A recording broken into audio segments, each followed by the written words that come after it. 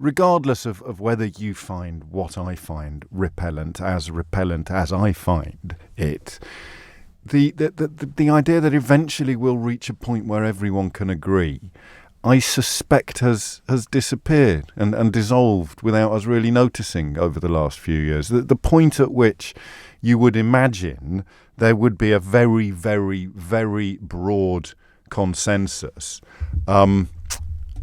is never going to come, because he's done today already something that I can't quite. It's like Lisa Nandy said a moment ago to Nick.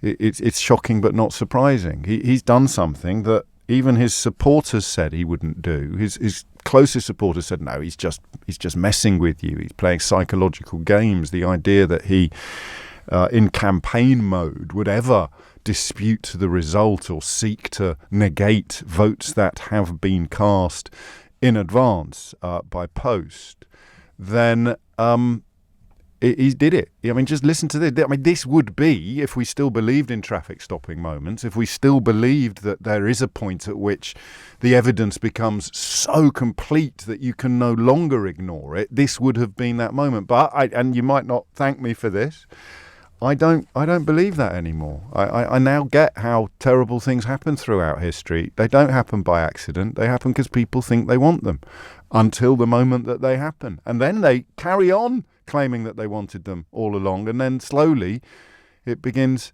to fall away. And that, for me, is where we are today. So here is the President of the United States of America this morning, on the morning of a general election count. Here he is, essentially denigrating democracy.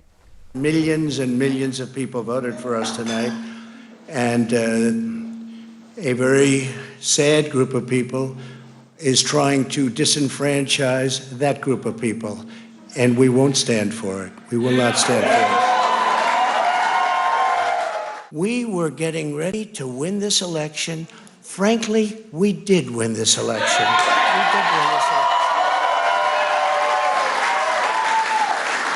So our goal now is to ensure the integrity for the good of this nation. This is a very big moment. This is a major fraud in our nation.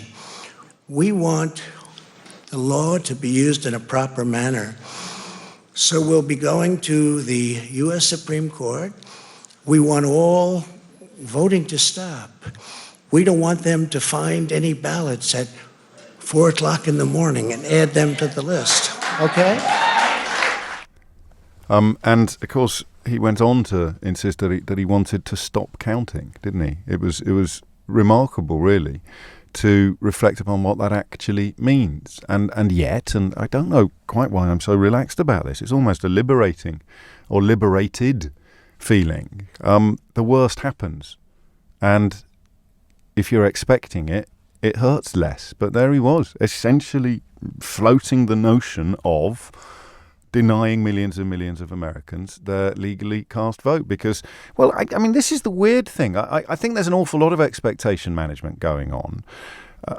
Obviously there is. And I think a lot of people who find what I find repellent have almost prepared themselves for the worst, because the last 3-4 ballots that we've fretted over have gone the wrong way for people with my worldview. You kind of prepare yourself for the worst. And then it's even worse than the worst, because the phone lines are open, by the way. I'm not sure what line or question I'm going to ask you yet, but if you just want to have a chat, if you just want to chip in, then you're more than welcome on 0345 60 60973.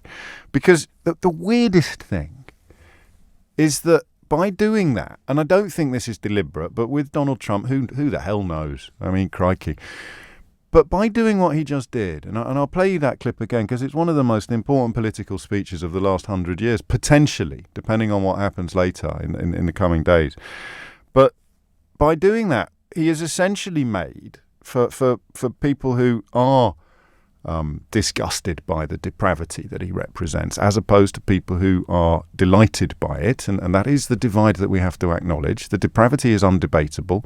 The fact that I used to think everyone would eventually find it disgusting is clearly wrong, a huge error, massive misjudgment, and clearly America and other parts of the world, but America in particular, is split almost down the middle between people who find it utterly disgusting and people who find it absolutely delightful. But this speech essentially means that for those of us who find his depravity disgusting, him winning is only the second worst option now. So before he spoke this morning, there were two options. He would win or he would lose. And obviously him winning was by far the worst prospect for people who believe in sort of decency or freedom or whatever you want to describe it as. Of course, what he's done now is make him winning straight, as in winning the counted votes.